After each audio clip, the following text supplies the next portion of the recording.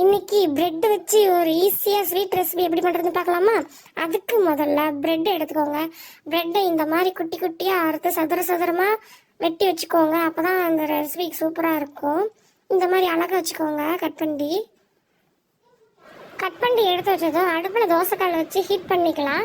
Heat ஆனதும் நெய் ஒரு ஸ்பூன் ஊற்றி கட் பண்ணி வச்சுருந்த பிரெட்டை போட்டு டோஸ்ட் பண்ணி கொஞ்சம் கொஞ்சமாக டோஸ்ட் பண்ணி எடுத்துக்கலாம்.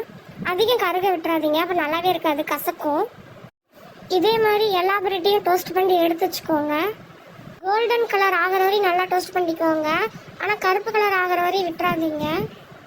டோஸ்ட் பண்ணி எடுத்ததை நாம் ஒரு பவுலில் போட்டு வச்சுக்கலாம். அப்போ தான் கரெக்டாக மில்க் வந்து அதில் ஊற்றுறது கரெக்டாக இருக்கும். டோஸ்ட் பண்ணதும் இன்னொரு பக்கம் அடுப்பில் பால் குண்டா வச்சு பால் ஊற்றிக்கலாம். பால் ஊற்றி கொஞ்சம் கொதி வர விட்டுருங்க. லைட்டாக கொதி வந்ததும் நமக்கு தேவையான அளவு சுகர் போட்டுக்கலாம். சுகர் போட்டு நல்லா மிக்ஸ் பண்ணி விடுங்க. நல்லா மிக்ஸ் பண்ணால் தான் அந்த சுகர்லாம் கரையும், இல்லைன்னா அப்படியே நின்றுக்கு ஒரே இடத்துலையே. இன்னொரு பக்கம் கஸ்டர்ட் பவுடர் ஒரு பவுலில் 2 ஸ்பூன் இல்லை 3 ஸ்பூன் போட்டு பால் ஒரு 3 டேபிள் ஸ்பூன் ஊற்றி நல்லா மிக்ஸ் பண்ணி எடுத்துக்கோங்க. அந்த கட்டி இல்லாமல் நல்லா மிக்ஸ் பண்ணிக்கோங்க. மிக்ஸ் பண்ணலைன்னா இல்லைன்னா பாலில் கட்டி கட்டியாக வந்துடும். மிக்ஸ் பண்ணதை எடுத்து இப்போ நம்ம கொதி வச்சுருந்த பாலில் எடுத்து ஊற்றி கலக்கிட்டே இருங்க. பால் கொதி கொஞ்சம் கொஞ்சமாக க்ரீமியாக ஆரம்பிக்கும்.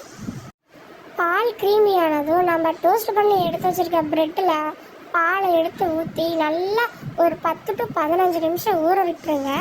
உங்கள்கிட்ட வீட்டில் என்னென்ன நட்ஸ் இருக்கோ அதெல்லாம் சேர்த்துக்கோங்க. எங்கள் வீட்டில் இன்றைக்கி முந்திரி மட்டும்தான் இருந்துச்சு, அதனால் நான் முந்திரி மட்டும் தான் சேர்த்துக்கிட்டேன்.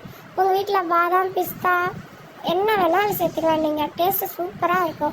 இதை நீங்கள் ஃப்ரிட்ஜில் கூட வச்சு சாப்பிட்டிங்கன்னா டேஸ்ட் இதோட அல்டிமேட்டாக இருக்கும். நான் இன்றைக்கி ஃப்ரிட்ஜில் வைக்கல, அப்படியே தான் சாப்பிட்டேன். எங்கள் வீட்டில் சீக்கிரம்னு சொல்லிகிட்டே இருந்தனால நாங்கள் அப்படியே ஒரு 10 நிமிஷம் ஊற வச்சு சாப்பிட்டோம். ஆனால் டேஸ்ட்டு சூப்பராக இருந்துச்சு. நீங்களும் இதை வீட்டில் செஞ்சு பார்த்துட்டு ஃப்ரிட்ஜில் வச்சு சாப்பிட்றது சூப்பராக இருக்கா இல்லை நார்மலாக வச்சு சாப்பிட்றது சூப்பராக இருக்கான்னு கமெண்டில் சொல்லுங்கள். மறக்காமல் வீட்டில் செஞ்சு பாருங்கள். இந்த மாதிரி ஈஸியான ரெசிபிக்கு நம்மளோட சேனலை ஃபாலோ பண்ணி சப்ஸ்கிரைப் பண்ணுங்கள். இந்த வீடியோ பிடிச்சிருந்தா லைக் அண்ட் சப்ஸ்கிரைப் பண்ணுங்கள். Tata, bye bye.